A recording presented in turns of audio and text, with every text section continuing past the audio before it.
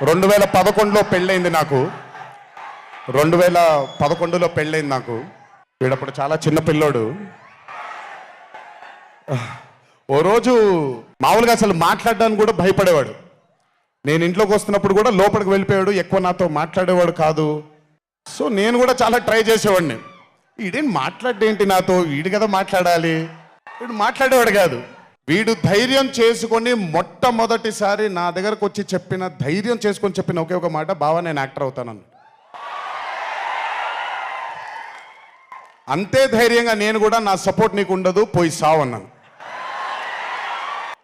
అంటే చెప్పాను కానీ బట్ నాకు ఎప్పుడూ ఒక చిన్న భయం ఉండేది. యాక్టింగ్ అంటున్నాడు, సడన్గా ఇంట్లో నుంచి ఒక 4-5 మధ్యలో ఉండే వ్యక్తి ఈరోజు అందరి ముందుకి ఎక్స్పోజ్ అవ్వబోతున్నాడు, ఎలా ఉండబోతుంది తన కెరియర్ అని ఓ భయం ఎప్పుడు ఉండేది నాకు.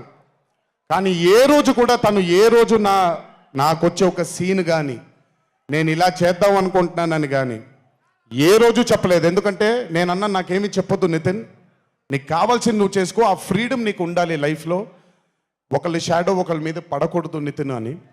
తను ఏ రోజు నన్ను ఎప్పుడు అడగలేదు ఏది, తను చేసుకుంటూ వెళ్ళాడు. ఈరోజు చాలా గర్వంగా ఉంది తను చూసి.